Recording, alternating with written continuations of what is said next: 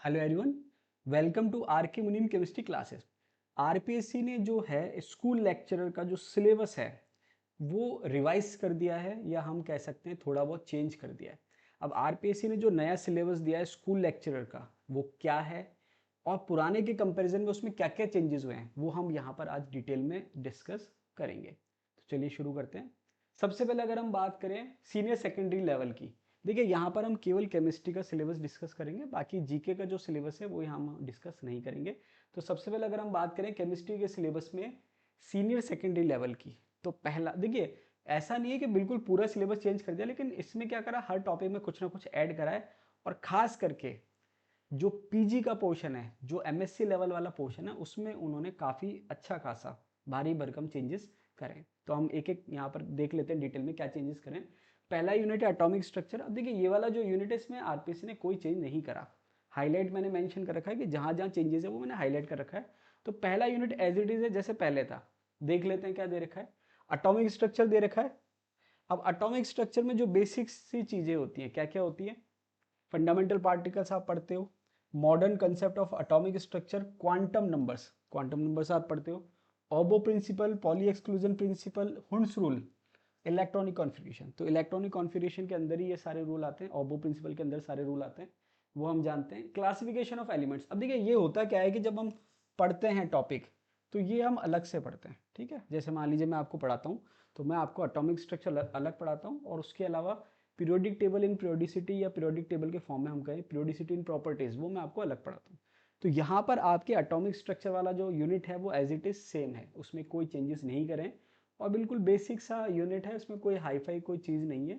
सारे concept normal है, 11-12 level के हैं। उसके अलावा आपकी पीरियोडिसिटी इन प्रॉपर्टी भी नॉर्मल है, ठीक है, कोई चेंजेस भी इसमें नहीं है।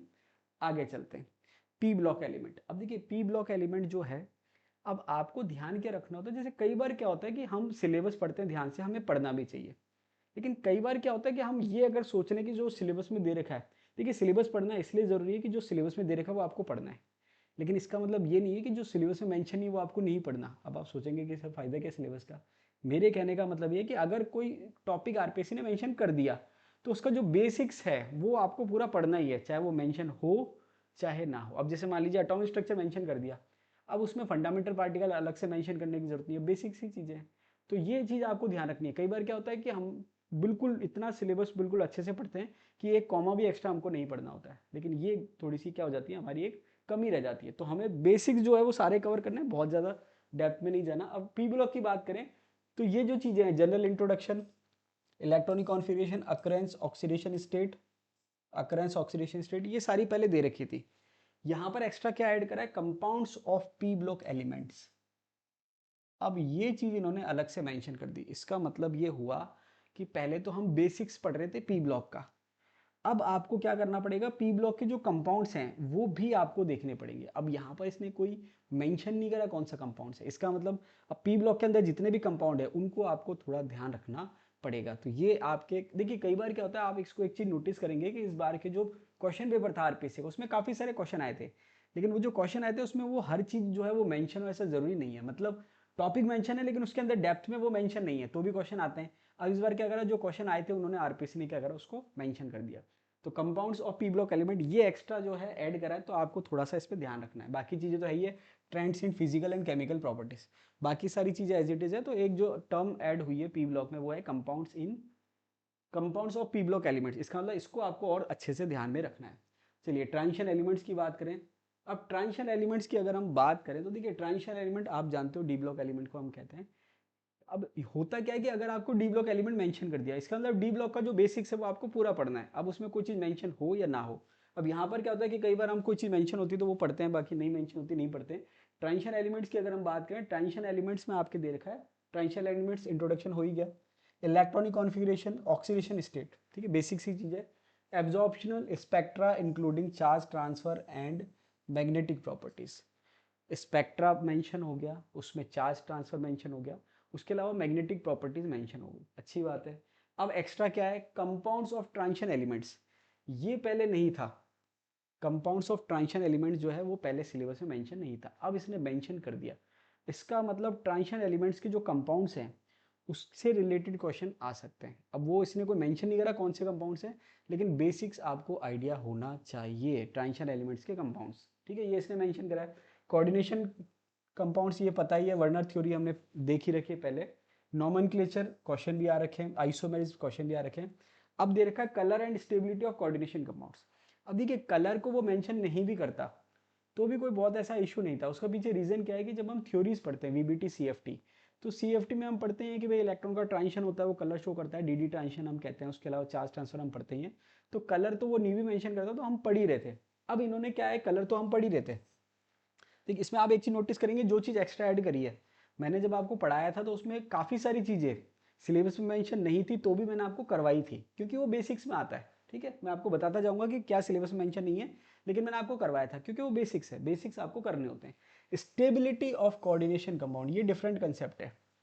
ये मेंशन नहीं था पहले लेकिन अब मेंशन कर दिया। कोऑर्डिनेशन कंपाउंड्स की स्टेबिलिटी, अब देखिए थर्मोडायनेमिक स्टेबिलिटी अलग होती है, काइनेटिक स्टेबिलिटी अलग होती है। अब ये डेप्थ में जितना जाए उस पर डिपेंड करता है। यहाँ पर आपको स्कूल लेक्चर के अकॉर्डिंग, क्योंकि इसने मेंशन कर दिया है, क्वेश्चन आ सकता है। तो ये इस बार का जो आरपीएससी ने सिलेबस करा है और अच्छा कर दिया सिलेबस। मतलब आप ये इसको ऐसे समझ लीजिए कि पहले जो था असिस्टेंट प्रोफेसर और स्कूल लेक्चर का जो एग्जाम था उसमें थोड़ा एक रेंज का डिफरेंस था, भाई टॉपिक्स की जो रेंज है वो डिफरेंस था। अब इस बार क्या करा इसने, स्कूल लेक्चर के लेवल को थोड़ा सा क्या कर दिया, ऊंचा कर दिया अकॉर्डिंग टू सिलेबस। और आप मान के चलिए कि जिस हिसाब से आरपीएससी ने सिलेबस को इंप्रूव करा है, इस बार आरपीएससी का जो स्कूल लेक्चर में केमिस्ट्री का पेपर आने वाला है, वो मान के चलिए अच्छा खासा आने वाला है, उसका अच्छा खासा लेवल आने वाला है। तो आपकी तैयारी भी उसी लेवल की होनी चाहिए। तो ये स्टेबिलिटी ऑफ कोऑर्डिनेशन कंपाउंड जो है ऐड करा है, ये डिफरेंट टॉपिक है, ये हमने नॉर्मली वैसे नहीं पढ़ा था क्योंकि बेसिक्स में इसको हम ऐड नहीं करते हैं, ठीक है, एमएससी का पार्ट होता है। तो अब यहाँ पर इसने मेंशन कर दिया तो आपको पढ़ना पड़ेगा। लेंथेनाइड्स एंड एक्टिनाइड्स, अब यहाँ कह रहा है इलेक्ट्रॉनिक कॉन्फ़िगरेशन बेसिकली हमको पता है। फिर ये कह रहा है आयनिक साइजेस। अब यहाँ पर क्या है, देखिए कुछ चेंजेस करे। देखिए होता क्या है, चेंजेस दो तीन तरीके के होते हैं, या तो कुछ चीज़ ऐड कर दी जाए, या कुछ चीज़ हटा डिलीट कर दी जाए, या फिर एक्सचेंज भी होता है। अब देखिए यहाँ पर आप कुछ चीज़ ऑब्जर्व करेंगे कि इन्होंने क्या करा, कुछ पोर्शन जो है या कुछ पॉइंट कह लो या यूनिट कह लो, ग्रेजुएशन लेवल से ट्वेल्थ लेवल में या सीनियर सेकेंडरी लेवल में डाल दी, कुछ टॉपिक सीनियर सेकेंडरी लेवल से ग्रेजुएशन में डाल दिए। अब आप सोचेंगे क्या है, देखिए मैंने बिल्कुल बारीकी से यहाँ पर कंपेयर करा है सिलेबस को, बारीकी से कंपेयर करा है सिलेबस को। अब कंपेयर करने के बाद देखिए मैं आपको बता देता हूँ कि यहाँ पर ये जो पॉइंट है आयनिक साइजेस, ये पहले नहीं था, ये इसने यहाँ ऐड कर दिया। यहाँ पर पहले एक पॉइंट था lanthanide contraction and it's consequences, वो पॉइंट इसने यहाँ से हटा दिया है। अब हटाने के बाद अब आप सोचेंगे लेंथेनाइट कॉन्ट्रैक्शन तो इंपॉर्टेंट पॉइंट है, सिलेबस में होना ही चाहिए ब्लॉक के, ये इसने शिफ्ट कर दिया ग्रेजुएशन लेवल में। बात समझ आ रही है। तो lanthanide contraction and it's consequences 11-12 में था, अब उसको इसने कर दिया ग्रेजुएशन में। और ये वाला जो पॉइंट है आयनिक साइजेस, ये इसने मेंशन कर दिया अलग से। तो अब आपको आयनिक साइजेस का ध्यान रखना पड़ेगा, ठीक है। इसके बाद ऑक्सीडेशन स्टेट, केमिकल रिएक्टिविटी, ये पहले से था। जनरल कैरेक्टरिस्टिक्स, अब आप खुद सोचिए कि अगर आपको लेंथेनाइट और एक्टिनाइट सिलेबस में मेंशन कर दिया है तो उसके जनरल कैरेक्टरिस्टिक्स तो आप पढ़ेंगे ही पढ़ेंगे, उसमें अलग से मेंशन करने की जरूरत नहीं है, ठीक है। कुछ पॉइंट जो अलग से, देखिए application of D and F block element. अब अगर आपको डी और एफ ब्लॉक एलिमेंट दे दिया है तो बेसिकली डी और एफ ब्लॉक का इंट्रोडक्शन आपको पढ़ना है, उसके बेसिक प्रॉपर्टीज क्या होती है वो आपको पढ़नी है, और उनकी एप्लीकेशंस क्या होती है मेंशन नहीं भी होगा तो आपको पढ़नी है, ठीक है। तो इस पे जो क्वेश्चंस बेसिकली आते हैं वो मैंने आपको पहले करवा रखे हैं, सारे मेंशन कर रखे हैं। जो पॉइंट ऐसे हैं जो डिफरेंट है या हाई लेवल के हैं वो हमको एक्स्ट्रा करने हैं, बाकी काफ़ी सारी चीज़ मैंने आपको पहले करा रखी है। अब देखिए आगे दे रखा है solid state and surface chemistry. तो बात कर लेते हैं सॉलिड स्टेट और सरफेस केमिस्ट्री की। क्लासिफिकेशन ऑफ सॉलिड्स सेम है पहले से। Calculation of density, density calculate करना ऑफ यूनिट सेल, ये पहले से मेंशन है। पैकिंग इन सॉलिड्स, ये भी हमने पढ़ रखा है, ठीक है, पैकिंग इन सॉलिड्स सेम है। अब यहाँ डिफरेंट क्या है, पॉइंट डिफेक्ट हमने पढ़ रखा है। डिफरेंट क्या दे रखा है, electrical and magnetic properties of solid, ये पहले मेंशन नहीं था। पहले क्या मेंशन था, पहले मेंशन था बैंड थ्योरी। पहले मेंशन क्या था, बैंड थ्योरी ऑफ मेटल। पहले band theory of metal mention था, उसको हटा दिया है। अब इन्होंने क्या मेंशन करा है, electrical and magnetic properties of solid. अब देखिए बैंड थ्योरी जो है वो एक्चुअल में किसको बताती है, एक्चुअल में वो बैंड थ्योरी किसको समझा रही है, इलेक्ट्रिकल प्रॉपर्टी को ही समझा रही है, तो उसने नाम चेंज कर दिया। अब अगर आप इलेक्ट्रिकल प्रॉपर्टी पढ़ेंगे तो वो बैंड थ्योरी ऑटोमेटिक उसमें आ जाएगी। इलेक्ट्रिकल प्रॉपर्टी का मतलब कि भाई कंडक्टर है, इंसुलेटर है, सेमीकंडक्टर है, वो सारी चीज़ उसमें आ गई। उसके अलावा साथ में इसने ऐड कर दिया मैग्नेटिक प्रॉपर्टी। साथ में इसने क्या ऐड कर दिया, मैग्नेटिक प्रॉपर्टी। अब मैग्नेटिक प्रॉपर्टी ऐड करने से क्या होगा, मैग्नेटिक प्रॉपर्टी ऐड करने का मतलब अब जो मैग्नेटिक प्रॉपर्टीज होती है, फेरोमैग्नेटिक है, उसके अलावा डायामैग्नेटिक है, पैरामैग्नेटिक है, हालांकि बेसिक बेसिक अब डी ब्लॉक में भी आ जाता है आपके, लेकिन यहाँ पर इसने अलग से मेंशन कर दिया तो आपको पढ़ना पड़ेगा, ठीक है। तो ये इसने मैग्नेटिक प्रॉपर्टी मेंशन कर दिया। अब जैसे मान लीजिए नेट के लिए हम सॉलिड स्टेट पढ़ते हैं, तो वहाँ तो हम पूरा belt theory, magnetic property detail में पढ़ते हैं, और क्वेश्चन भी आता है, अच्छा खासा आता है। अब इन्होंने क्या करा, स्कूल लेक्चर में मेंशन कर दिया, तो आपको थोड़ा सा बी केयरफुल, ध्यान रखना पड़ेगा। अब बात करते हैं आगे सरफेस केमिस्ट्री की। तो सरफेस केमिस्ट्री में फिजिकल और केमिकल एड्सॉर्प्शन पहले से था, कॉलर्ड्स पहले से था, इमल्शन पहले से था। एक्स्ट्रा क्या ऐड कर दिया, कैटेलाइसिस। एक्स्ट्रा क्या ऐड कर दिया, कैटेलाइसिस। अब देखिए होता क्या है, जैसे मान लीजिए यहाँ सिलेबस में मेंशन कर दिया एप्लीकेशन ऑफ डी ब्लॉक्स, ठीक है, एप्लीकेशन ऑफ डी ब्लॉक, और आगे आएगा एप्लीकेशन ऑफ कोऑर्डिनेशन केमिस्ट्री या application of F and D block या कोऑर्डिनेशन कंपाउंड।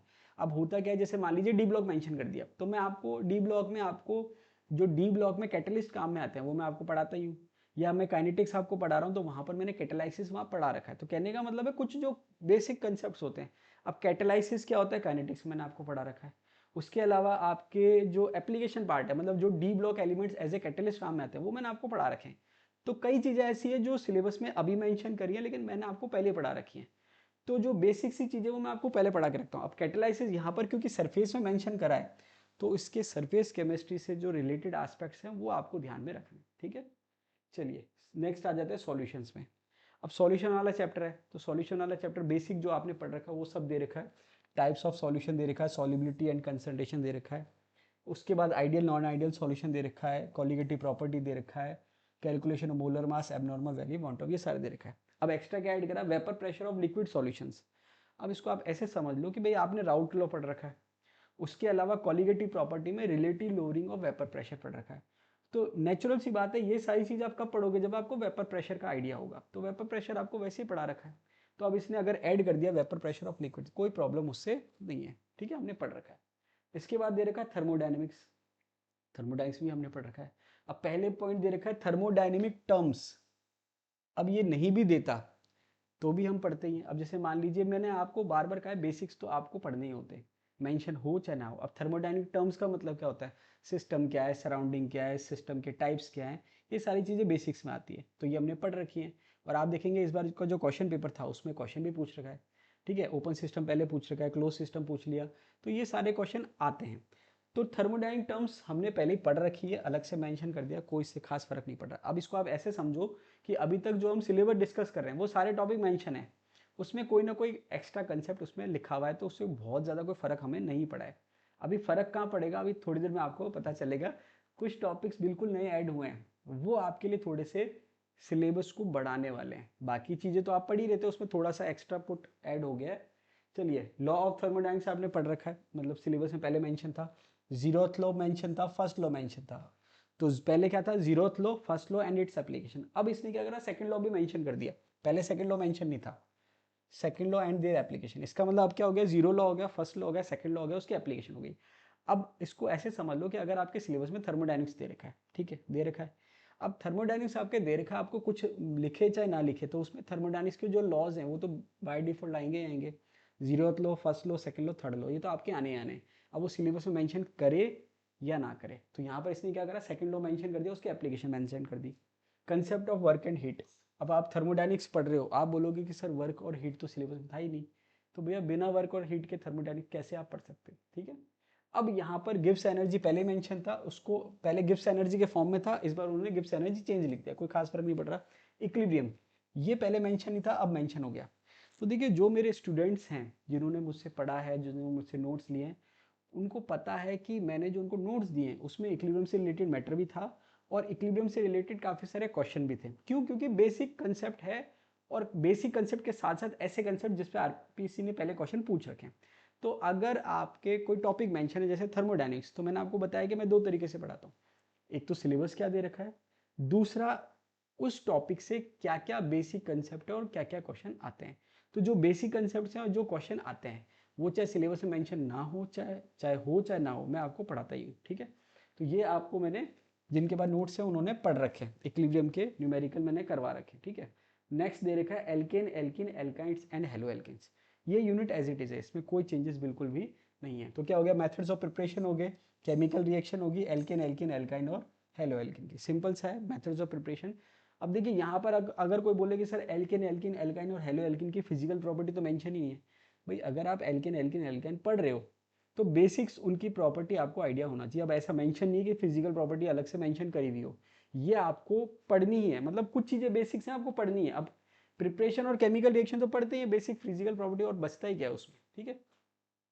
नेक्स्ट यूनिट की बात करें, alcohol, aldehydes, ketones, carboxylic acid and their derivative. तो ये जो है सेम ही चीज़ है, classification, nomenclature, methods of preparation, chemical reaction, alcohol, aldehyde, carboxylic acid and their derivatives. मतलब एल्कोहल, एल्डिहाइड, एल्डिहाइड के साथ कीटोन्स भी हैं, कार्बोक्सिलिक एसिड है उसके डेरिवेटिव है। अब इनकी केमिकल रिएक्शन, इनकी मेथड ऑफ प्रिपरेशन, इनकी फिजिकल प्रॉपर्टी बेसिक्स है, नॉमेनक्लेचर ये बेसिक। अब जैसे मान लो एल्कोहल में आपके नॉमेनक्लेचर नहीं लिखा है, सब सॉरी एल्केन, एल्किन, एल्काइन में नॉमेनक्लेचर नहीं लिखा है, तो इसका मतलब थोड़ा पूछ नहीं सकते भाई अगर एल्केन, एल्किन, एल्काइन है, हेलो एल्केन है, तो उनके नाम तो पता होने ही चाहिए। तो उसमें आपको मेंशन करने की जरूरत नहीं है। यहाँ जैसे इन्होंने क्लासिफिकेशन और नॉमेनक्लेचर मेंशन कर दिया, अब एल्कोहल का मेंशन नहीं करा, सॉरी एल्केन, एल्किन, एल्काइन का अगर मेंशन नहीं करा तो वहां पर नॉमेनक्लेचर पूछ सकते हैं। तो ये बेसिक सी चीजें हैं। अब यहाँ पर फिजिकल प्रॉपर्टी पहले मेंशन नहीं था, अब मेंशन कर दिया। तो मैं क्या कह रहा हूँ कि अगर फिजिकल प्रॉपर्टी मेंशन नहीं भी करते, जैसे एल्केन, एल्किन, एल्काइन में नहीं करी, तो भी आपको पढ़नी तो है ही, बेसिक सी चीजें। इसके बाद नेक्स्ट है hello nitro amino arenes and diazonium salt. अब आप सोचेंगे ये टॉपिक तो हमने पढ़ रखा है पहले से, पहले भी था और अभी भी है, क्या फर्क पड़ गया? फर्क ये पड़ गया कि पहले ये वाला जो टॉपिक था यूजी लेवल में था। किस में था? यूजी लेवल, इसको आप कह सकते हो ग्रेजुएशन लेवल में था। अब इस टॉपिक को कहाँ पर डाल दिया इन्होंने? ट्वेल्थ लेवल में। कहाँ पर डाल दिया? Twelfth level. इसका मतलब ये जो टॉपिक था इसका डिमोशन कर दिया। डिमोशन का मतलब क्या हुआ? Topic as it is same है, लेकिन पहले ग्रेजुएशन वाले पार्ट में दे रखा था, अब उसको 11 12 वाले पार्ट में डाल दिया। कोई इससे खास फर्क नहीं पड़ा। अब देखिए ये साइकोलॉजी आपको लेने की जरूरत नहीं है। कई बार हम साइकोलॉजी का लेते हैं कि कोई टॉपिक ग्रेजुएशन लेवल में है तो उस पर टफ क्वेश्चन आएंगे, कोई टॉपिक 11 12 लेवल में तो उसमें इजी क्वेश्चन आएंगे। अगर कोई टॉपिक ऐसा है जो दोनों में कॉमन हो सकता है, जैसे मान लो कि ये टॉपिक ग्रेजुएशन में भी हो सकता है और 11 12 में भी हो सकता है, तो उसके आपको टफनेस लेवल को प्रिडिक्ट करने की जरूरत नहीं है। प्रिडिक्ट आप कब कर सकते हो? जब ऐसा टॉपिक जो 11 12 के सिलेबस में आता ही नहीं है, ग्रेजुएशन में आता है, तब आप उसको एज ए टफ मान सकते हो। मतलब 11 12 के लेवल पे भी आपके टफ क्वेश्चन बन सकता है और ग्रेजुएशन लेवल से आपसे इजी क्वेश्चन बन सकता है, तो आपको फ्लेक्सिबिलिटी रखनी है। अब इसमें हुआ क्या है कि इसने क्या करा कि एक पॉइंट मेंशन था मैकेनिज्म वाला। जैसे मान लीजिए बेंजीन डाइजोनियम सॉल्ट जब हम पढ़ते हैं तो उसमें बेंजाइन मैकेनिज्म आता है, जिसको आप एलिमिनेशन एडिशन मैकेनिज्म बोलते हैं, वो इसने हटा दिया है, लैंग्वेज के फॉर्म में हटा दिया है। लेकिन अगर आप बेंजीन डाइजोनियम सॉल्ट पढ़ रहे हो तो आपको बेंजाइन मैकेनिज्म आना चाहिए, उसमें मेंशन करने की जरूरत नहीं है। तो ये आपके सारे आ गए, hello nitro amino arenes and diazonium salt. ठीक है, इसमें क्या क्या है? प्रिपरेशन है, केमिकल प्रॉपर्टीज है, हेलो नाइट्रो अमीनो एरिन्स की, डाइजोनियम सॉल्ट है, synthetic application of diazonium salts. ये सारी चीज़ें पहले मेंशन है, ठीक है। और देखिए आप देखेंगे इन पे जो हमने मैटर पढ़ा था उसमें से सारे क्वेश्चन एज इट इज आए हैं, ठीक है। तो यहाँ पर इसमें कोई चेंज नहीं है, बस चेंज क्या करा कि ये जो पॉइंट था, ये जो टॉपिक था, पूरा यूनिट जो था, ये ग्रेजुएशन में मेंशन कर रखा था, उसको यहाँ पर इसने किस में शिफ्ट कर दिया? 11 12 में। तो अभी तक आप देखेंगे कि ये जो सीक्वेंस चल रहा है टॉपिक्स का, अगर आप इसको कंपेयर करें पुराना सिलेबस आपके पास हो, तो जो सीक्वेंस चल रहा है टॉपिक का, पहले पे एटॉमिक स्ट्रक्चर, दूसरे पे पी ब्लॉक, तीसरे पे ट्रांजिशन एलिमेंट, ट्रांजिशन एलिमेंट के साथ लैंथेनाइड एक्टिनाइड्स, उसके बाद solid state surface, as it is point to point same चल रहे हैं, बस बीच में कुछ ना कुछ उसने ऐड कर दिया मैटर, उससे अभी तक कोई खास फर्क पड़ नहीं रहा। क्यों? क्योंकि जो चीज़ें ऐड करी है बहुत ज़्यादा कोई डिफरेंट नहीं है, वो चीज़ें उसमें ऑलरेडी बेसिक्स में थी। अब जैसे ये वेपर प्रेशर तो अगर नहीं भी मेंशन करते तो था, थर्मोडाइनमिक टर्म्स मेंशन नहीं करते तो भी था। अब यहाँ पर इसने क्या करा, केवल यहाँ जाके इन्होंने क्या करा, ये वाला चेंज करा नाइन्थ यूनिट में। नाइन्थ यूनिट जो थी पहले कुछ और थी, और अब इन्होंने नाइन्थ यूनिट चेंज कर दी। अब आप खुद सोचेंगे कि नाइन्थ यूनिट ग्रेजुएशन में से आके 11 12 में आ गई, तो नाइन्थ पे पहले कौन सी यूनिट थी? पहले एरोमेटिसिटी वाली यूनिट थी, ठीक है, एरोमेटिसिटी एंड एरिन्स वाली यूनिट थी, जिसको इन्होंने कहाँ शिफ्ट कर दिया? ग्रेजुएशन में शिफ्ट कर दिया। अब देखिए मज़ा वहाँ आएगा जब वो यूनिट आएगी, ठीक है, साथ में कुछ पैकेज है उसके साथ, ठीक है, क्या पैकेज है देखते हैं अभी। उसके बाद दे रखा है बायोमोलिकुल्स। अब आप देखेंगे बायोमोलिकुल्स में कार्बोहाइड्रेट है, पहले भी दे रखा था, प्रोटीन्स है, एंजाइम्स है, विटामिन है, न्यूक्लिक एसिड है, ये सारे पहले भी मेंशन थे। अब यहाँ पर क्या है कि जो पहले मेंशन था उससे थोड़ा सा कम किया है इसने। अब क्या कम किया? आप सोचेंगे कि सारी चीज़ तो पहले भी थी, कार्बोहाइड्रेट सब था। पहले एक पॉइंट लिखा हुआ था, मैं आपको बताता हूँ एग्जैक्ट क्या लिखा हुआ था। एलिमेंट्री ट्रीटमेंट, पहले एक पॉइंट लिखा हुआ था एलिमेंट्री ट्रीटमेंट। पहले यहाँ लिखा हुआ था elementary treatment of carbohydrate, protein, enzymes, vitamin and nucleic acid. अब इसने एलिमेंट्री ट्रीटमेंट हटा दिया, इसका मतलब क्या हुआ, अब वो डेप्थ में क्वेश्चन पूछ सकता है। पहले भी पूछ सकता था, मना थोड़ी ना है भाई, एलिमेंट्री लिख दिया, लेकिन आपकी कोई बाउंड्री लाइन थोड़ी ना कि एलिमेंट्री क्या है, आरपीएससी तो फ्री है। अब इसने वो हटा दिया एलिमेंट्री शब्द, इसका मतलब अब वो और अच्छे लेवल पे क्वेश्चन पूछ सकती है। अब देखिए न्यूक्लिक एसिड की स्ट्रक्चर पूछ ली, उससे ज़्यादा तो और क्या जाएगा, अच्छा खासा क्वेश्चन पूछ ही रखा है। अब नेक्स्ट आ जाते हैं हम ग्रेजुएशन लेवल में। ग्रेजुएशन लेवल की बात करें तो ग्रेजुएशन लेवल का पहला पॉइंट क्या दे रखा है, chemical bonding as it is दे रखा है। केमिकल बॉन्डिंग में क्या दे रखा है, theories of chemical bonding, valence bond and molecular orbital, theories of diatomic molecule, VSEPR theory, hydrogen bonding, सारी चीज सेम दे रखी है। अब यहाँ पर क्या है, देखिए कई बार क्या होता है, हमने हेडिंग पढ़ ली केमिकल बॉन्डिंग, अब कई बच्चे सोचेंगे सर क्वांटम तो हमारे सिलेबस में ही नहीं है। अरे भाई सिलेबस आपको ढंग से पढ़ना होता है, एक एक लाइन पढ़नी होती है, तब आपको पता चलता है, क्योंकि कई टॉपिक क्या अंदर छुपे हुए रहते हैं। यहाँ लिखा हुआ है quantum mechanics, Schrodinger wave equation for one electron system, तो ये आपके क्वांटम मैकेनिक्स मेंशन है। अब जैसे कई बार स्टूडेंट बोलते हैं सर आप कुछ कुछ चीज़ पढ़ाते हो जो आपके सिलेबस मेंशन नहीं है, जैसे मैं 1D बॉक्स पढ़ा देता हूँ क्वांटम में, बोलेंगे सर 1D बॉक्स तो है ही नहीं।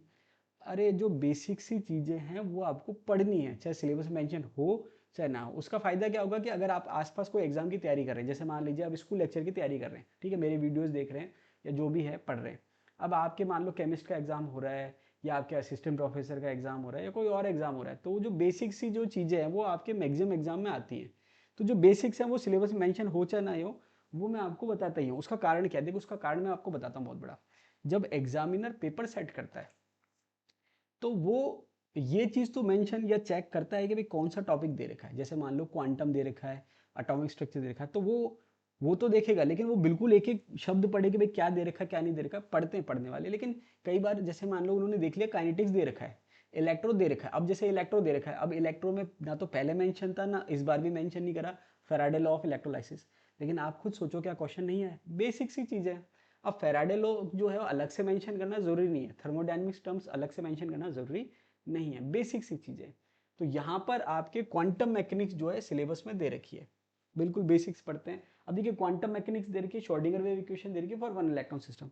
अब यहाँ पर ऐसे आइगन फंक्शन आइगन इक्वेशन तो मेंशन नहीं है, ऑपरेटर तो मेंशन नहीं है, लेकिन क्वेश्चन आते हैं ना। तो कहने का मतलब जो बेसिक सी चीजें उस पर क्वेश्चन आते हैं, वो मेंशन हो चाहे ना हो। ये आपका एक्सपीरियंस होता है कि भाई आप जब जब एग्जाम देते रहते हैं तो आपको पता चल जाता है कि सिलेबस में क्या दे रखा है क्या नहीं दे रखा है, वो एक तरफ है, और कौन से टॉपिक से क्या कंसेप्ट से क्वेश्चन आते हैं वो एक तरफ है। नेक्स्ट पे आ जाते हैं कोऑर्डिनेशन कॉम्प्लेक्सेस। तो इसमें आपकी क्या होता है कि जब हम कोई टॉपिक पढ़ रहे हैं तो बहुत ज़्यादा कोई फर्क नहीं पड़ रहा, क्यों, क्योंकि कोऑर्डिनेशन कॉम्प्लेक्स में सीएफटी आप पढ़ते ही हो, ठीक है, CFT for weak and strong field complexes पढ़ते ही हो आप, comparison of valence bond and CFT ये पढ़ते ही हो आप, फैक्टर्स अफेक्टिंग 10 डिग्री ये हमने पढ़ी रखे हैं, thermodynamic aspect of crystal field ये हमने पढ़ रखा है, thermodynamic aspects of crystal field Jahn Teller हमने पढ़ रखा है। अब यहाँ एक्स्ट्रा क्या हो गया, importance and application of coordination compounds. Basic basic तो आप फिर भी पढ़ते हो कि भाई जैसे बेसिक बेसिक जो कोऑर्डिनेशन कंपाउंड्स है वो आप पढ़ते हो कि भाई कहाँ यूज आते हैं, लेकिन अब इन्होंने स्पेशली मेंशन कर दिया, क्या कर दिया, स्पेशली मेंशन कर दिया एप्लीकेशन। तो अब आपको क्या करना पड़ेगा, और ज़्यादा थोड़ा सा ध्यान से पढ़ना पड़ेगा कि जो एप्लीकेशन है वो क्या है। तो ये चीज़ आप एक्स्ट्रा और थोड़ा सा फोकस कर सकते हो, मैटर ऐड कर सकते हो। इसके बाद है chemistry of lanthanides and actinides. Lanthanide and actinide contraction and it's consequences. अभी देखिए थोड़ी देर पहले मैंने आपको बोला था कि पहले lanthanide contraction and it's consequences जो है वो 12th लेवल में सीनियर सेकेंडरी लेवल में मेंशन था, वहाँ से उसको हटा दिया है, वहाँ पर आयनिक साइज मेंशन कर दिया है, और यहाँ पर इसने लेंथेनाइड के साथ एक्टिनाइड भी ले लिया, लेंथेनाइड के साइड क्या ले लिया, एक्टिनाइड कॉन्ट्रैक्शन भी ले लिया एंड इट्स कॉन्सिक्वेंसेस। इसका मतलब क्या हुआ, लेंथेनाइड कॉन्ट्रैक्शन पे तो अभी तक क्वेश्चन आते थे, अब साथ में एक्टिनाइड कॉन्ट्रैक्शन भी आ गया। तो अब आपको दिमाग में रखना है कि एक्टिनाइड कॉन्ट्रैक्शन पे क्वेश्चन आ सकता है, ठीक है। इसके बाद दे रखा है coordination behaviour of lanthanides and actinides complexes, ये हमने पहले देख रखा है, सेम टॉपिक है। मैग्नेटिक एंड स्पेक्ट्रोस्कोपिक प्रॉपर्टीज, ये भी मेंशन है कि भाई मैग्नेटिक प्रॉपर्टीज क्या है, स्पेक्ट्रोस्कोपिक प्रॉपर्टीज क्या है। अब यहाँ इसने दे दिया separation of lanthanides, separation of lanthanides.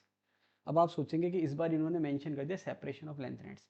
देखिए क्वेश्चन आपने अभी स्कूल लेक्चर का पेपर देखा होगा, जो पुराने स्टूडेंट्स हैं उन्होंने देखा होगा, वहाँ पर क्वेश्चन पूछ रखे हैं, क्वेश्चन क्या पूछ रखा है कि भाई आपके कंसेप्ट पूछ रखे हैं कि भाई सेपरेशन जो है वो किस पे बेस्ड है, ठीक है। तो ये सेपरेशन जो लेंथेनाइड का है ये इसने मेंशन कर दिया।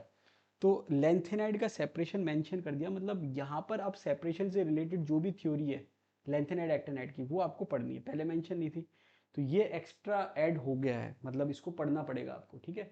ये हमने कॉमनली नहीं पढ़ रखा है। केमिकल डायनेमिक्स, केमिकल डायनेमिक्स का मतलब केमिकल काइनेटिक्स की बात हो रही है। ग्रेजुएशन लेवल तक कोई खास फर्क नहीं पड़ रहा है। रेट ऑफ रिएक्शन पता है आपको क्या होती है, factors affecting rate of reaction आप जानते हैं।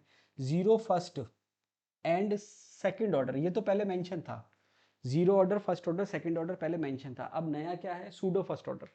अब देखिए आपने अगर यूट्यूब पे मेरे वीडियो देखे होंगे तो वहां पर मैंने आपको सूडो ऑर्डर रिएक्शन बता रखा है क्या होता है, इस पे क्वेश्चन भी आते हैं। इसके बाद आगे क्या दे रखा है, half life method for determination of the order of reaction. अब इसको आप ऐसे समझ लो कि अगर आप केमिकल काइनेटिक्स पढ़ रहे हो तो रेट ऑफ रिएक्शन क्या होती है, ऑर्डर ऑफ रिएक्शन क्या होती है, मॉलिक्यूलरिटी क्या होती है, ये आपको अलग से बताने की जरूरत नहीं है। अब यहाँ पर इसने क्या कर दिया, half life period method for determination, half life period comma methods for determination of the order of reaction. तो यहाँ पर आप देखेंगे हाफ लाइफ में आपको पढ़ा चुका हूँ, ठीक है। हाफ लाइफ तो आएगी आएगी आपके, अगर फर्स्ट ऑर्डर सेकंड ऑर्डर आ गया तो हाफ लाइफ तो आएगी आएगी। उसके अलावा methods of determination of order of reaction ये मैं आपको ऑलरेडी पढ़ा चुका हूँ, जो आपने पढ़ रखा है उसमें मैंने आपके सारे मेथड्स कवर कर रखे हैं, ठीक है। अगर आप वीडियो देखेंगे तो आपको मिल जाएगा। ग्राफिकल मेथड है, वॉन्ट ऑफ मेथड है, सारे मेथड है। अब देखिए आप वॉन्ट ऑफ मेथड पे क्वेश्चन भी आ रखा है इस बार। तो सिलेबस में मेंशन है या नहीं है, अगर आपके ऑर्डर ऑफ रिएक्शन है तो आपको ऑर्डर निकालना आना चाहिए। ग्राफिकल मेथड आपके सारे, half life method, concentration method सारे करवा रखे हैं आपको। इसके बाद coalition and transition state theory आपको पता ही है क्या होती है। अब देखिए एंड देयर कंपैरिजन, अब Arrhenius equation and concept of activation energy अब सिलेबस में इन्होंने अब डाला है। लेकिन आप खुद सोचिए कि अगर आप टेम्परेचर इफेक्ट पढ़ रहे हैं तो आर्मीनियस इक्वेशन आप पढ़ोगे पढ़ोगे, आर्मीनियस इक्वेशन पे क्वेश्चन भी आ रखा है, एक्टिवेशन एनर्जी पे न्यूमेरिकल पहले ही आ रखे हैं। तो पहले मेंशन नहीं थे लेकिन क्वेश्चन पूछ रहे थे। अब उन्होंने क्या करा, जब क्वेश्चन पूछ ही रहे तो चलो मेंशन कर ही देते ना, ताकि कोई ऑब्जेक्शन ना करे। तो ये तो बेसिक सी चीज़ है, आर्मीनियस इक्वेशन मेंशन आपको पता है, एक्टिवेशन एनर्जी आपको फॉर्मूले पता होने चाहिए। अब आ जाते हैं इलेक्ट्रोकेमिस्ट्री पे। अब इलेक्ट्रोकेमिस्ट्री में पहले मेंशन नहीं था, अब आप इलेक्ट्रोकेमिस्ट्री पढ़ रहे हैं तो बेसिक सी जो कंसेप्ट है, कंडक्टेंस क्या होता है, इलेक्ट्रोलाइट्स क्या होते हैं, मेटेलिक और इलेक्ट्रॉनिक कंडक्टर्स क्या होते हैं, फेराडे लॉ क्या होता है, बेसिक्स हैं। मेंशन हो चाहे नहीं हो पढ़ना ही है। उसके अलावा अब इन्होंने क्या मेंशन कर दिया, कंडक्टेंस मेंशन कर दिया, equivalent and molar conductivity, their variation with dilution for weak and strong electrolytes. ये सारे हमने पढ़ रखे हैं पहले से, ठीक है, बेसिक्स में आता है, नो डाउट पढ़ने हैं आपको। टाइप्स ऑफ इलेक्ट्रोड ये मैंने आपको बता रखे हैं। अब होता क्या है कि पहले जो है वो बेसिक्स मान के बता रखे हैं। अब क्या होगा कि अगर कोई टॉपिक स्पेशली मेंशन है तो उसको हम थोड़ा स्ट्रेस ज़्यादा दे देंगे। कोई चीज़ मेंशन नहीं है तो हम हल्के लेवल पे, हल्के फुल्के सरफेस लेवल पे उसको हम आइडिया के तौर पे पढ़ते हैं, क्योंकि वो मेंशन नहीं है। लेकिन अगर आप स्पेशली मेंशन कर दिया तो उस पर और स्ट्रेस देंगे, उससे रिलेटेड और एमसीक्यू सॉल्व करेंगे, ठीक है। तो ये हो जाएगा आपके। उसके बाद शी स्टैंडर्ड हाइड्रोजन इलेक्ट्रोड ये हमने पढ़ रखा है, इस पर क्वेश्चन भी काफ़ी सारे आते हैं। इलेक्ट्रोकेमिकल एंड गैल्वेनिक सेल ये पहले आपके जो दे रखा था यहाँ से स्टार्ट था यूनिट, ठीक है। Electrochemical and galvanic cell, theory of strong electrolytes ये हमने पढ़ रखी है। उसके बाद Debye Huckel theory of activity coefficient, Nernst equation, ionic equilibrium सारा पढ़ रखा हमने। अब देखो आयनिक इक्विलिब्रियम इतना सा दे रखा है। अब कई जने पूछते हैं सर आयनिक इक्विलिब्रियम तो सिलेबस में ही नहीं है। अरे ये इतना सा एक शब्द दे रखा है, किसमें दे रखा है, इलेक्ट्रोकेमिस्ट्री में। अब आयनिक इक्विलिब्रियम जो देखा जाए तो वहां पर आयनिक इक्विलिब्रियम अपने आप में पूरा एक यूनिट है। लेकिन आरपीएससी ने क्या कर रखा है, इसको इलेक्ट्रोकेमिस्ट्री में दे रखा है तो वहां पर उसने उसको फिक्स कर रखा है भाई पीएच से रिलेटेड क्वेश्चन पूछना है, और इस बार तो पूछा भी नहीं था। तो ये आपके आयनिक इक्विलिब्रियम जो है वैसे अपने आप में एक ठीक ठाक यूनिट होती है, लेकिन वो आरपीएससी यहाँ पर पीएच से रिलेटेड ही क्वेश्चन पूछ रही है। तो हम क्या करते हैं, बाकी हल्का फुल्का इंट्रोडक्शन देख लेते हैं और फोकस किस पे करते हैं, पीएच पे कर लेते हैं। इसके बाद फ्यूल सेल आपके पहले ही दे रखा था। अब आपके गैल्वेनिक सेल और इलेक्ट्रोकेमिकल सेल दे रखे हैं, तो लगभग लगभग बेसिक सारे सेल आपको आने चाहिए। तो कंसंट्रेशन सेल हमने पहले ही पढ़ रखा है, मेंशन कर दिया, कोई प्रॉब्लम नहीं। कोरोजन ये इन्होंने मेंशन पहले ही कर रखा था, अच्छी बात है। Enthalpy and entropy, enthalpy and it changes at constant pressure and temperature, enthalpy का change, enthalpy and it changes, enthalpy उसके चेंज किसके साथ, कांस्टेंट प्रेशर और टेम्परेचर के साथ मेंशन कर दिया।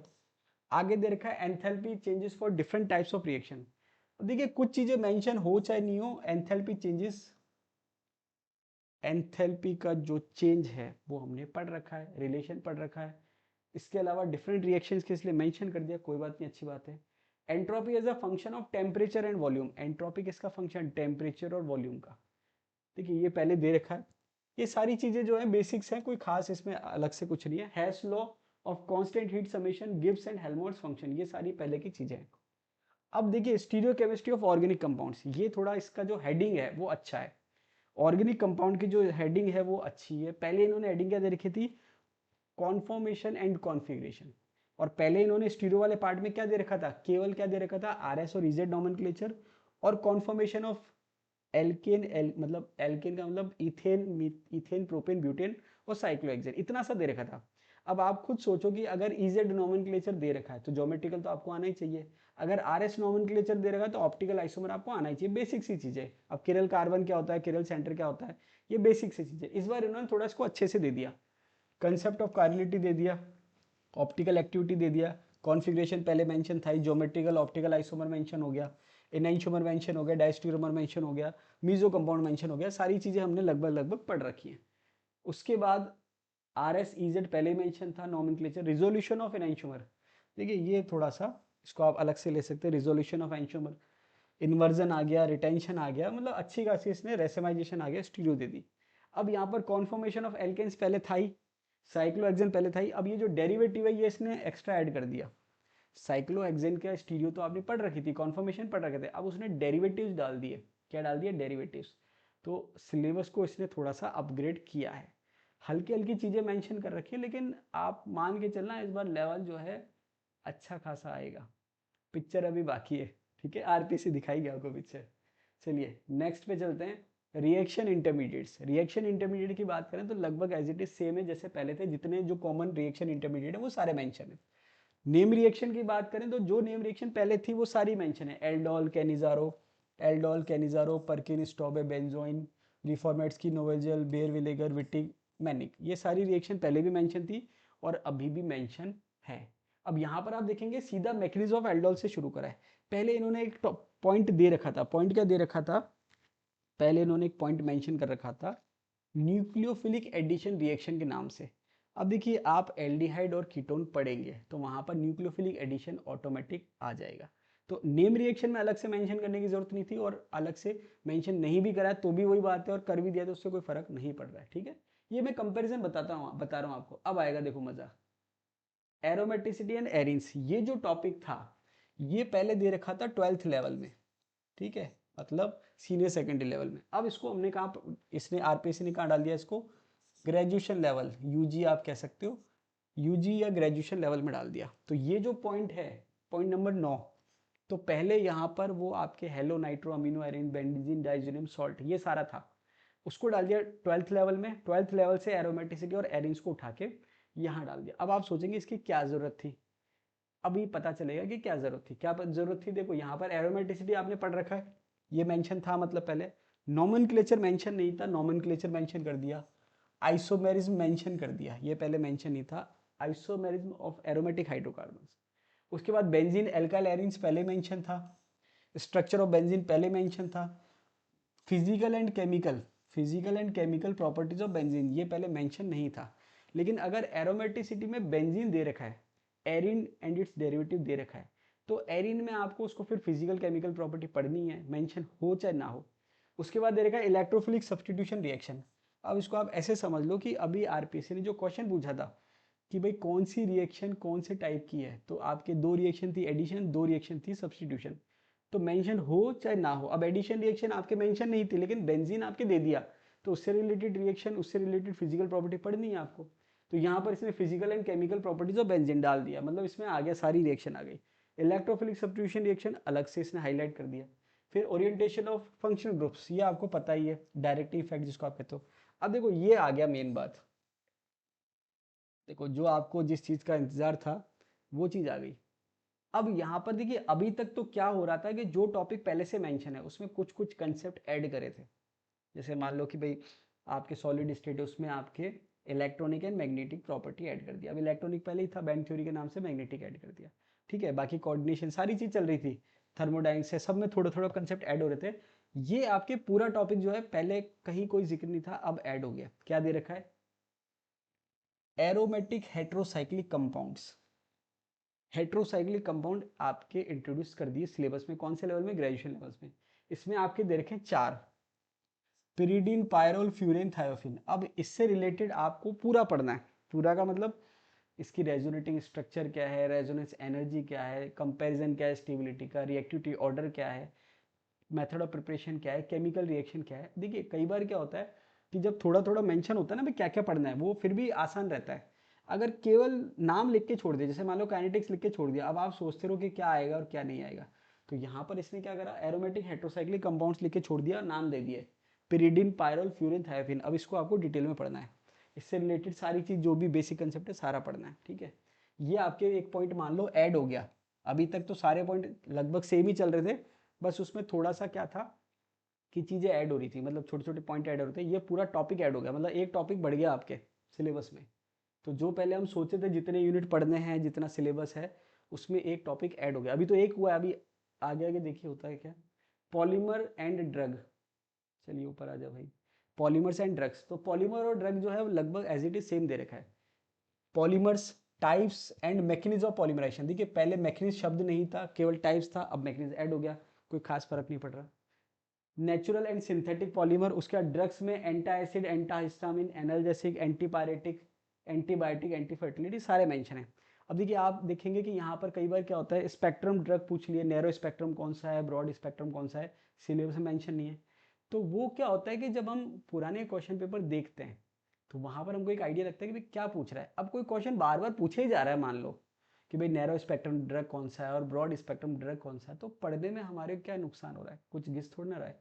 तो वो हम बेसिक से क्वेश्चन अगर पढ़ लेंगे और वो हमारे क्वेश्चन में आ जाएंगे तो क्या प्रॉब्लम है।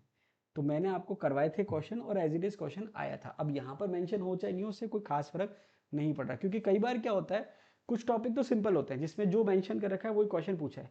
लेकिन कई बार क्या होता है कुछ टॉपिक ऐसे होते हैं जिनका सिलेबस तो दिखता तो कुछ और है, लेकिन क्वेश्चन पता नहीं क्या क्या पूछते हैं। तो वो आपको PYQ सॉल्व करने से एक्सपीरियंस हो जाता है। चलिए आगे आ जाओ भाई। पोस्ट ग्रेजुएशन लेवल, ये आया मेन।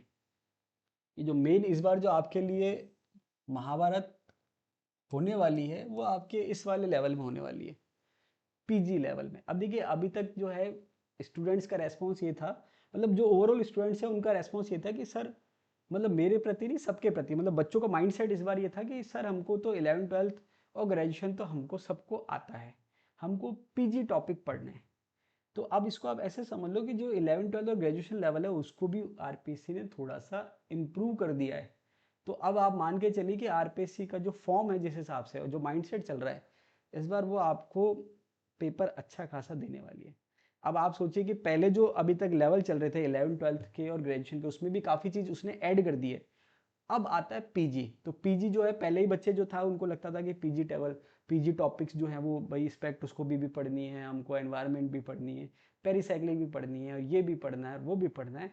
अब हम देखते हैं कि भाई PG में क्या करा RPSC ने हमारे साथ RPSC ने क्या करा, मॉलिकुलर ऑर्बिटल थ्योरी। तो पहले मॉलिकुलर ऑर्बिटल में थ्योरी में केवल एक चीज़ दे रखी थी, molecular orbital theory of polyatomic molecules, जिसमें उसने ये मेंशन कर रखे थे AX2, AX3 और AX4, मतलब MO theory of polyatomic molecules के नाम से एक लाइन दे रखी थी। अब इसने क्या करा, symmetry elements, operations, point groups, Mulliken symbol, GMT, character table, ये क्या हुआ, पूरी की पूरी ग्रुप थ्योरी, पूरी की पूरी क्या है, ग्रुप थ्योरी मान लीजिए ऐड होगी। पहले तो क्या था, पॉलीएटॉमिक या MOT ऑफ पॉलीएटॉमिक मॉलिक्यूल या molecular orbital of polyatomic compounds. अब यहाँ पर इसने क्या करा, पूरी की पूरी जो लाइन दे रखी है ना, पूरी की पूरी आपके क्या है, ग्रुप थ्योरी की है। अब देखिए होता क्या है, पहले इसने केवल MO दे रखा था, अब MO किसका, पॉलीएटॉमिक मॉलिक्यूल का, उसमें इसने ग्रुप थ्योरी का क्वेश्चन पूछ रखा था। तो हमारे मन में आता है कि भाई ये सिलेबस में स्पेशली ग्रुप थ्योरी तो मेंशन नहीं, फिर क्वेश्चन कैसे पूछ लिया। तो RPSC उल्टा चल रही है। उल्टा कैसे चल रही है कि पहले सिलेबस देना चाहिए उसके बाद क्वेश्चन पूछना चाहिए, RPSC ने क्या करा, पहले क्वेश्चन पूछ लिया। अब बोल रही कि लो भाई तुमको दिक्कत है तो लो हम सिलेबस में भी ऐड कर लेते हैं, तो अब आपको कोई समस्या नहीं होगी कि हमने इस बार भी पूछा और अगली बार भी पूछेंगे। ठीक है, तो अगली बार पूछेंगे तो आप तैयार रहना, ग्रुप थ्योरी पूरी डाल दी है। इसके अलावा यहाँ इसने हेट्रो डायटॉमिक भी डाल दिया है। तो पहले ही आपको लग रहा था ये क्या है, और अब इसने और दे दिया, तो अब मजा आएगा थोड़ा खेल का। ठीक है, मतलब कहने का मतलब अब और मजा आएगा कि हाँ भाई तैयारी हो रही है। पहले लग रहा था कि क्या है, नॉर्मल टॉपिक दे रखे हैं। Organometallic compound. अब ऑर्गेनोमेटेलिक कंपाउंड की बात करें तो ऑर्गेनोमेटेलिक कंपाउंड में पहले लिमिटेड थे, लिमिटेड का मतलब 4 मेंशन थे। क्या दे रखा है, organometallic compounds of lithium, magnesium, tin और आयरन, ये 4 पहले मेंशन थे। अब इसने ऐड कर दिया, क्या ऐड कर दिया, कॉपर और जिंक। कॉपर और जिंक इसने ऐड कर दिया है। चलो कोई बात नहीं, 4 पहले कर रहे थे, 2 और कर दिए, क्या दिक्कत हो गई, सह लेंगे थोड़ा सा। स्ट्रक्चर, बॉन्डिंग एंड एप्लीकेशन, ये पहले मेंशन था, तो इसने 2 मेटल ऐड कर दिए, कॉपर और जिंक। यहां तक तो ठीक था, कोई नहीं भाई, 4 पढ़ रहे थे, 2 और पढ़ लेते। अब आगे देखो क्या करा इन्होंने, metal carbonyls. Metal carbonyls mention कर दिया ऑर्गेनोमेटेलिक कंपाउंड में। आगे क्या दे रखा है, structure and bonding, cage and cluster, देखो ये भी ऐड हो गया, cage and cluster. Compounds, organometallic reagents in catalysis and in organic synthesis. तो ये जो इसने लाइनें मेंशन करी है ना ये वाले टॉपिक की, ये सीधा इसने क्या करा, असिस्टेंट प्रोफेसर लेवल या नेट या गेट लेवल पे पहुंचा दिया इस टॉपिक को। पहले बेसिक इंट्रोडक्शन था कि भाई ये मेटल है और इनके ऑर्गेनोमेटेलिक प्रॉपर्टीज की बात है, तो 2 मेटल ऐड कर दिया, और ये वाला जो इसने ऐड करा है ये पूरा अच्छा खासा इसने लेवल ऐड कर दिया। तो ये मान के चलिए कि दूसरा टॉपिक जो एक्स्ट्रा ऐड हो गया पूरी तरीके से। हाँ, दूसरा नहीं, तीसरा मानो इसको। दूसरा तो ये रहा ग्रुप थ्योरी। तो आपके जो मोटे मोटे एक तरह से नए टॉपिक जो ऐड हो रहे हैं, वो एक आपके हेट्रोसाइक्लिक ऐड हो गया, एक आपके पूरा पूरा ग्रुप थ्योरी ऐड हो गया, एक तीसरा आपके क्या हो गया, मेटल कार्बोनिल जो है वो ऐड हो गया। चलिए, काइनेटिक्स एंड कैटालाइसिस। काइनेटिक्स आपने पढ़ रखी है फोटोकेमिकल रिएक्शन की। पॉलीमराइजेशन इसने ऐड कर दिया, पॉलीमराइजेशन रिएक्शन की काइनेटिक्स भी पढ़ो भाई। अब एसिड बेस पढ़ रहे थे आप पहले, था। एंजाइम कैटालाइसिस पढ़ रहे थे, था। आयनिक रिएक्शन की भी पढ़ो, काइनेटिक सॉल्ट इफेक्ट भी पढ़िए, कॉम्प्लेक्स रिएक्शन भी पढ़िए।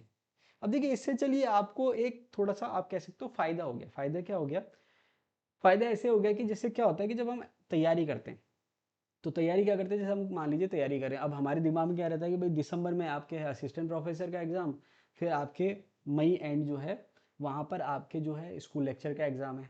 तो सिलेबस में क्योंकि क्या होता है, डिफरेंस ज़्यादा होता है, तो हम सोचते हैं कि भाई चलो हमारे हमारे हिसाब से क्या स्कूल लेक्चर का उसकी तैयारी कर लेते हैं, असिस्टेंट प्रोफेसर का लेवल ज़्यादा तो उसको हम छोड़ देते हैं एक बार को। अब आरपीएससी क्या चाह रही है कि हम दोनों लेवल को क्या करेंगे, पास में लेके आ जाएंगे, ताकि आपको ज़्यादा दिक्कत ना हो। मतलब आप केमिस्ट्री पढ़ रहे हैं तो आपको इतनी केमिस्ट्री पढ़ा दे कि भाई आप असिस्टेंट प्रोफेसर का भी दो और स्कूल लेक्चर का भी दो। तो ये आपके जो है काइनेटिक्स की बात करें तो यहाँ पर पॉलीमराइजेशन रिएक्शन ऐड हो गया, आयनिक रिएक्शन ऐड हो गया, काइनेटिक सॉल्ट इफेक्ट ऐड हो गया, और आपके कॉम्प्लेक्स रिएक्शन ऐड हो गया। इसका मतलब आप इसको सीरियसली समझ लीजिए कि इस बार जो है काम जो है, अब देखिए कई बार क्या होता है कि हम थोड़ा सा कंफर्ट जोन में चल जाते हैं, या हम इसको ऐसे कह सकते हैं कि हम थोड़ा सा कॉन्फिडेंट जोन में चल जाते हैं। देखिए कॉन्फिडेंट होना कोई बुरी बात नहीं है, लेकिन अब प्रॉब्लम क्या हो गई कि पहले में और अभी में क्या फ़र्क हो गया। जो पुराने स्टूडेंट थे वो अभी तक क्या सोच रहे थे कि भाई हमारी तैयारी लगभग पूरी है, क्योंकि हमने क्या है, मैटर भी ले लिया, कोर्स भी ले लिया, नोट्स भी पढ़ लिए, टेस्ट सीरीज भी दे दिया, अब हमें बहुत ज़्यादा मेहनत की ज़रूरत नहीं है। वो उनके दिमाग में ये था कि अब केवल हमको थोड़ी सी मेहनत करनी है एमएससी के टॉपिक में, वो थोड़ी कमी रह गई है, उनके दिमाग में ये था। अब आरपीएससी आप देखिए कई स्टूडेंट पूछ भी रहे थे कि सर नया क्या होगा, नया क्या हो गया इस बार सिलेबस में, नया क्या होगा इस बार कोर्स में, नया क्या होगा।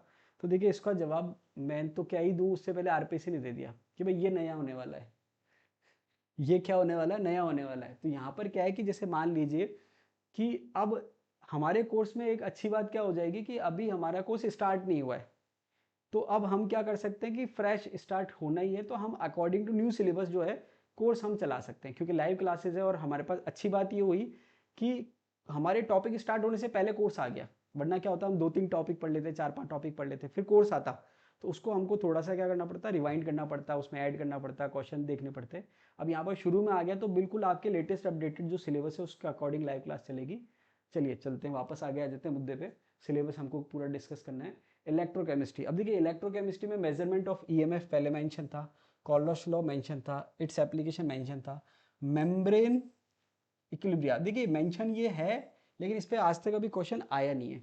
अब कई बार क्या होता है, मैं भी सोचता हूँ भाई कोई पॉइंट है इस पर आज तक कोई क्वेश्चन आया नहीं, तो कई बार बहुत ज़्यादा वेटेज नहीं देते।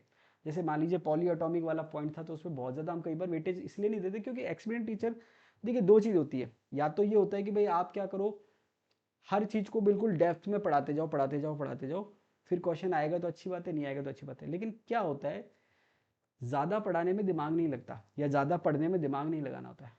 सिलेक्टेड पढ़ने में आपको दिमाग लगाना होता है। क्या दिमाग लगाना होता है कि क्या पढ़ना है और क्या छोड़ना है, ये प्रॉब्लम होती है। तो प्लस भी होते हैं इस चीज़ के, माइनस भी होते हैं। प्लस ये होता है कि कम मैटर में ज़्यादा क्वेश्चन मिल जाते हैं, माइनस ये होता है कि भाई जो बहुत ज़्यादा पढ़ रहा है उसकी तुलना में 2-3 क्वेश्चन कम आते हैं। वो आपका डिसीजन है, ठीक है। चलिए, calculation of del H, del G, del S and equilibrium constant from EMF data. आप देखेंगे मैटर तो आपको थोड़ा बहुत इसमें मिल जाएगा, ठीक है। मेंशन हो चाहे नहीं हो, बेसिक्स है। क्योंकि बेसिक्स होता है तो हम बहुत ज़्यादा डेप्थ में मेंशन नहीं करते, हल्का फुल्का हिंट के तौर पे मेंशन करते हैं। अब डेप्थ में कर लेंगे। अब आगे देखो thermodynamics, thermodynamic law of third law of thermodynamics and Joule Thomson experiment, पहले मेंशन था। अब देखो मजेदार बात, मैक्सवेल रिलेशन। अभी तक मैं क्या करता था, आपको मैक्सवेल रिलेशन पढ़ा रहा था। अब स्टूडेंट क्या सोच रहे हैं कि सर मैक्सवेल रिलेशन तो है ही नहीं हमारे, क्यों पढ़ा रहे हो आप। सॉलिड स्टेट बोलते थे सर ये तो हमारे है ही नहीं, प्लेन्स तो है नहीं, क्यों पढ़ा रहे हो। अरे भाई बेसिक्स हैं, कई कॉम्पिटिशन एग्जाम आरपीसी क्वेश्चन पूछे जाते हैं, ठीक है। तो यहाँ पर आपके अब आरपीसी ने बोला कि चलो सर पढ़ा रहे हैं, मैक्सवेल रिलेशन पढ़ा ही रहे हैं, बच्चे पूछे कि सर सिलेबस में नहीं, तो चलो सिलेबस में डाल लेते हैं। तो अच्छी बात है, हमने पहले ही पढ़ रखा है। तो ऑलरेडी हमने मैक्सवेल रिलेशन पहले पढ़ रखा है, मेंशन नहीं था तो भी पढ़ रखा है। एप्लीकेशन आ गई, ये हमने नहीं पढ़ रखा, ये आपको पढ़ना पड़ेगा। एमएससी वाला पार्ट देखिए, होता क्या है कि कुछ कंसेप्ट जो होते हैं जिसमें एग्जाम में क्वेश्चन रेगुलरली पूछे जा रहे हैं। अब ये जो पार्ट है गिब्स डियम इक्वेशन, ये एमएससी का पार्ट है, इसमें नॉर्मल एग्जाम में क्वेश्चन नहीं पूछे जाते, इसलिए मैं नहीं पढ़ाता। फ्यूगेसिटी, ये नॉर्मल में नहीं पूछे जाते इसलिए नहीं पढ़ाते। एक्टिविटी कंसेप्ट, तो फ्यूगेसिटी हो गया, गिब्स ड्यूअल इक्वेशन हो गया, ये आपके एमएससी का पार्ट हो गया। हम इसको पढ़ेंगे, अच्छे से पढ़ेंगे, कंसेप्ट सारे क्लियर करेंगे। Substitution and elimination reactions. अब देखिए होता क्या है कि थोड़ा सा मेरा पढ़ाने का जो स्टाइल है या मेरा जो पढ़ाने का तरीका है वो मैं अपने अकॉर्डिंग पढ़ाता हूँ। तो मैं जब आपको पढ़ाता हूँ तो मैं ऐसे नहीं पढ़ाता आरपीसी ने सिलेबस कैसा दे रखा है। मेरे दिमाग में अलग एक स्ट्रक्चर चलता है कि भाई मेरे को ऐसे ऐसे पढ़ाना है, फिजिकल के टॉपिक ऐसे पढ़ाने हैं, इनऑर्गेनिक कैसे पढ़ाने हैं, ऑर्गेनिक कैसे पढ़ाने हैं। तो कई टॉपिक जब मैं पढ़ाता हूँ तो मैं मेरे अकॉर्डिंग पढ़ाता हूँ। जैसे मान लीजिए कि मैंने आपको ऑर्गेनिक की अगर हम बात करें, तो ऑर्गेनिक स्टार्टिंग जब मैं करता हूँ तो मैं आपको पढ़ता हूँ जीओसी से स्टार्ट करता हूँ। तो जीओसी में मेरे दो पार्ट आ जाते हैं। जीओसी में एक तो बेसिक जीओसी आ गया, जनरल ऑर्गेनिक केमिस्ट्री, दूसरा पार्ट आ गया मैकेनिक्स का। तो जीओसी में मैं आपको पहले बेसिक्स पढ़ा देता हूँ। बेसिक्स में आपके सारे आ गया, इंट्रोडक्शन आ गया, आइसोमेरिज्म आ गया, उसके अलावा जो इलेक्ट्रॉनिक इफेक्ट है वो आ गए, सारे सारे इंटरमीडिएट्स आ गए। अब बाकी चीज़ें मेंशन नहीं, लेकिन इंटरमीडिएट्स मेंशन है, वो मैंने आपको वहाँ करा देता हूँ। उसके बाद रिएक्शन मैकेनिज्म वाला जो पार्ट होता है उसमें जितने भी मैकेनिज्म टाइप के वो सारे करा देता हूँ। जो मेंशन है वो भी करा देता हूँ, जो मेंशन नहीं है वो भी करा देता हूँ। तो यहाँ पर इसने एमएससी में मेंशन कर रखा है SN1, SN2, SNI, E1, E2। अब ये जब मैं पढ़ाता हूँ तो ये मैं जो मैकेनिज्म वाला पार्ट है वो जीओसी के साथ ले लेता हूँ, ठीक है। यहाँ तक ये जो मैकेनिज्म वाला पार्ट है मैं ले लेता हूँ। उसके बाद है preparation and chemical reaction of phenols, ethers and epoxide. अब होता क्या है कि कई बार मेरे को स्टूडेंट ने कहा कि सर सिलेबस में तो आपके फिनॉल है ही नहीं, इपॉक्साइड है ही नहीं, ईथर है ही नहीं। क्यों? क्योंकि वो क्या करते हैं, substitution and elimination reaction heading पढ़ी उन्होंने, नीचे तो पढ़ा ही नहीं आगे क्या दे रखा है। तो वो पूछते हैं कि सर ये तो है ही नहीं सिलेबस। तो इसलिए सिलेबस तो आपको ढंग से देखना ही चाहिए। इतना देख लो कि क्या क्या दे रखा है, फिनॉल दे रखा है, ईथर दे रखा है, इपॉक्साइड दे रखा है, ठीक है। अब देखिए मैं जब पढ़ाता हूँ तो मैं कैसे पढ़ाता हूँ कि भाई एल्कोहल के साथ फिनॉल पढ़ा दिया, ईथर पढ़ा दिया, इपॉक्साइड पढ़ा दिया। उसके बाद मैंने कार्बोनिल्स पढ़ा दिया। अब आरपीसी ने तो कैसे दे रखा है, कार्बोनिल के साथ अल्कोहल दे रखा है। मैं जब पढ़ाता हूँ तो मैं कार्बोनिल के साथ एल्डिहाइड कीटोन और एल्डिहाइड कीटोन कार्बोक्सिलिक एसिड ये सब एक साथ ले लेता हूँ, नेम रिएक्शन एक साथ लेता हूँ। लेकिन अल्कोहल फिनॉल ये मैं एक साथ पढ़ाता हूँ। तो वो मेरे पढ़ाने का स्टाइल अलग है। तो अब आपको मैं मेरे अकॉर्डिंग बता दूंगा भाई, जब मैं आपको पढ़ाऊंगा तो मैं कौन कौन से टॉपिक कैसे पढ़ाऊंगा। तो वो थोड़ा सा, अब देखिए पहले तो मेरा प्रिपेयर था कि मैं ऐसे ऐसे पढ़ाता हूँ और ये मेरा शेड्यूल है। मैंने आपको बताया भी था कि जब मैंने आपको वीडियो बताया था ना भाई ऐप लॉन्च कर रहा हूँ और मैं आपको कोर्स पढ़ाऊंगा, तो मैंने वहाँ बस बताया था कि सिलेबस को मैंने 28 यूनिट में डिवाइड कर रखा है। अब वो जो 28 यूनिट में डिवाइड कर रखा था वो कब कर रखा था, पुराने सिलेबस के अकॉर्डिंग। अब इसके अकॉर्डिंग नया डिवीजन करना पड़ेगा। तो हो सकता है 28 के वो 30 हो जाए, 31 हो जाए, 32 हो जाए, उसके अकॉर्डिंग। अब आते हैं पेरिसाइक्लिक रिएक्शन पे। पेरिसाइक्लिक रिएक्शन पे इस बार अच्छा क्वेश्चन आया था, सिग्मा ट्रॉपिक का भी अच्छा क्वेश्चन था। उसके अलावा दूसरा जो था उसमें स्टीरियो, वो भी अच्छा क्वेश्चन था। क्योंकि शुरू में क्या होता है कि भाई ये आपके, हम अभी तक लेके क्या चल रहे थे कि स्कूल लेक्चरर का लेवल थोड़ा कम है, उसने पीजी टॉपिक दे भी दिया लेकिन हल्के फुल्के लेवल पे दिए कि भाई ज़्यादा वेटेज नहीं है उनका। मतलब एक तो क्वेश्चन भी कम आएंगे और ज़्यादा टिपिकल भी नहीं आएंगे। लेकिन अब जिस हिसाब से आरपीसी का मूड लग रहा है तो आपको डेप्थ में पढ़ाना पड़ेगा। तो अभी तक मैं आपको पेरिसाइक्लिक बेसिक पढ़ाता था, अब थोड़ा सा डेप्थ में पढ़ाऊंगा, ठीक है। Electrocyclic, cyclo addition, sigma tropic, photo organic chemistry. अब देखिए यहाँ तक तो ठीक है। पहले फोटो के ऑर्गेनिक केमिस्ट्री केवल एल्किन की दे रखी थी, अब यहाँ पर इसने कार्बोनिल कंपाउंड ऐड कर दिया। क्या ऐड कर दिया, कार्बोनिल कंपाउंड।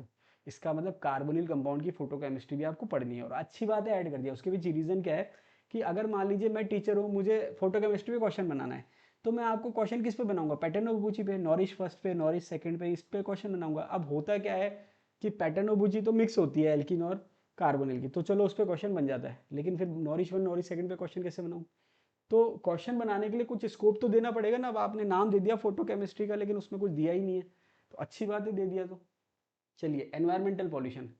अब क्या था कि पहले अगर हम बात करें तो एनवायरमेंटल पॉल्यूशन वाले जो यूनिट था उसमें 3 पॉइंट मेंशन थे, ओजोन डिप्लीशन, ग्लोबल वार्मिंग। जैसे देखो ये दे रखा, ozone depletion, global green house effect और ग्लोबल वार्मिंग, मतलब बहुत ज़्यादा कुछ था नहीं। तो आप देखेंगे कि जो मैं आपको मैटर दे रहा था और जो क्वेश्चन दे रहा था वो उसके आसपास ही घूम रहे थे। आप देखिए 2 या 3 कंसेप्ट दिए हैं, उसमें पूरा चैप्टर घूम रहा है, तो बहुत ज़्यादा मैटर पढ़ने का फायदा क्या है। पढ़ने को तो हम खूब सारी चीज़ पढ़ सकते हैं, मेंशन ही नहीं, लेकिन अब इसने क्या करा, अच्छे से पढ़े हो आप। अच्छे से पढ़ने के लिए क्या करा इसने कि भाई लो, एयर पॉल्यूशन भी दे दिया, वाटर पॉल्यूशन भी दे दिया, सॉइल पॉल्यूशन दे दिया, हैवी मेटल पॉल्यूशन दे दिया, फोटोकेमिकल स्मॉग दे दिया, एसिड रेन दे दिया। लो भाई अच्छे से पढ़ो। तो यहाँ पर ये पूरा पॉइंट एक्स्ट्रा हो गया। अब देखो मजेदार बात, ग्रीन केमिस्ट्री प्रिंसिपल्स, बात समझ आ रही है। अब आपको एक्चुअली पता चलेगा कि एमएससी लेवल क्या है। तो इस बार आप, जो आपके दिमाग में था ना एमएससी लेवल जो बहुत हाईलाइट हो रहा था, इस बार आरपीसी करी कि पढ़ो आप अच्छे से, आपको एमएससी लेवल इस बार पढ़ना है। तो आरपी देखिए, इस बार आप थोड़ा सा अगर आप पॉजिटिव माइंड लेंगे तो आपको तैयारी, हम जब करेंगे हम ऐसी तैयारी करेंगे, कोई बात नहीं, आरपीसी ने सिलेबस दिया कैसा ही दिया, देखिए है तो केमिस्ट्री। और यहाँ पर क्या होता है कि थोड़ा सा अगर डिफिकल्टी लेवल बढ़ता है, देखिए मैं हमेशा जो मेरा माइंडसेट था वो ये था, नॉर्मली स्टूडेंट क्या सोचता है कि क्वेश्चन पेपर इजी आना चाहिए, तो इजी जब क्वेश्चन पेपर आता है तो स्टूडेंट खुश हो जाता है। लेकिन मेरे साथ उल्टा होता था, मैं हमेशा सोचता था कि क्वेश्चन पेपर टफ आना चाहिए, और जब क्वेश्चन पेपर टफ आता था तो मैं खुश हो जाता था, और जब इजी आता था तो मैं दुखी हो जाता था। अब आप सोचेंगे ऐसा क्यों। ऐसा इसलिए होता है कि जो स्टूडेंट सिंसियरली मेहनत कर रहा है, बहुत अच्छे से मेहनत कर रहा है, हार्डवर्क कर रहा है, जी तोड़ मेहनत कर रहा है, तो वो चाहता है कि हार्ड पेपर आए। उससे क्या होता है, मैं ऐसे नहीं कह रहा बहुत इतना हार्ड आ जाए कि भाई क्या होगा ये। हार्ड पेपर का मतलब इसलिए आए कि ताकि डिफ्रेंशिएट हो सके, एक जो है डेप्थ में तैयारी कर रहा है, मेहनत के साथ तैयारी कर रहा है, कंसेप्चुअल स्टडी कर रहा है, एक सरफेस से पढ़ रहा है, हवा में पढ़ रहा है। दोनों में क्या है कि कंपैरिजन करने के लिए थोड़ा सा डिफिकल्टी लेवल होना चाहिए।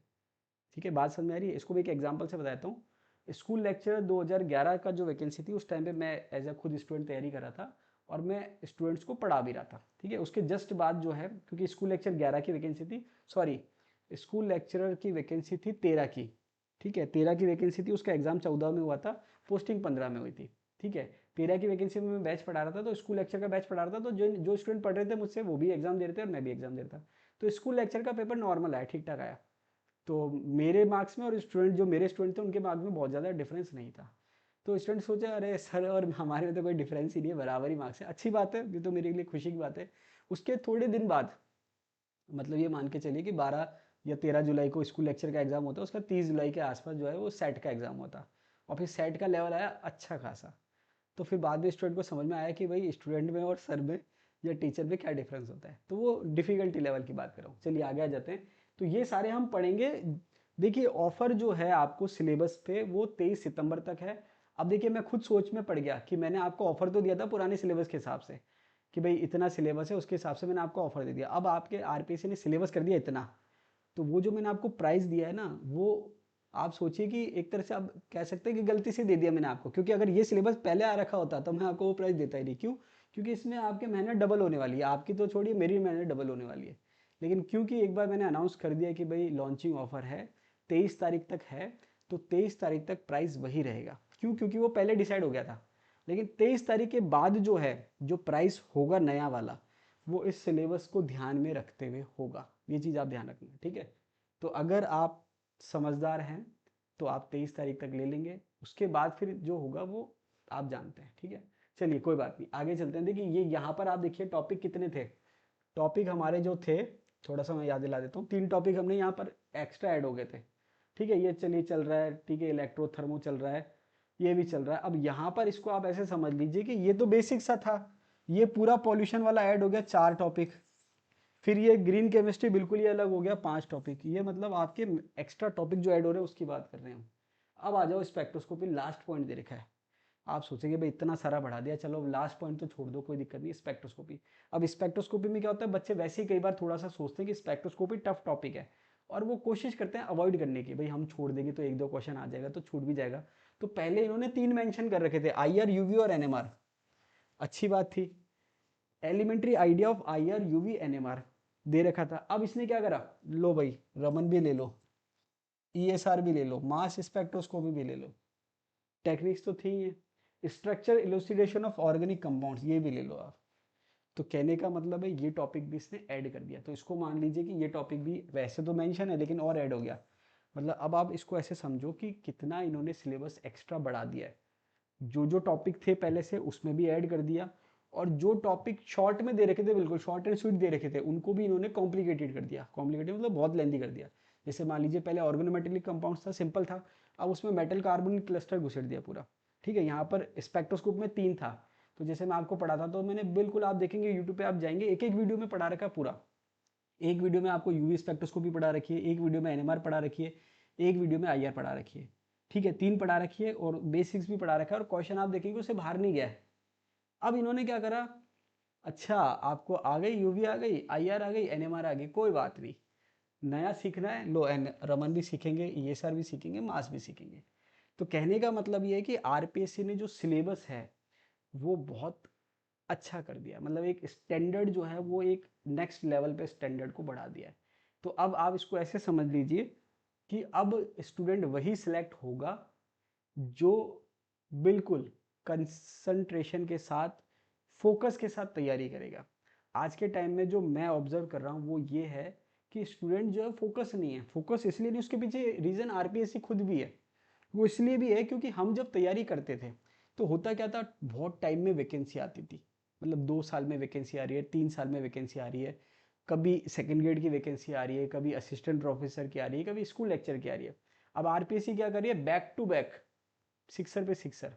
ये इधर मतलब आप खुद सोचिए कि मैं ग्राउंड गया था वॉक करने, मतलब मैं सोच रहा था कि मैं दिमाग में प्लानिंग कर रहा था कि भाई नया बैच स्टार्ट करेंगे, पढ़ाएंगे, ऐसे कुछ करेंगे, और हुआ क्या मैंने मोबाइल चेक करा, नई वैकेंसी। मतलब आप खुद सोचिए कि इधर आपके एग्जाम हुआ है और नई वैकेंसी आ गई।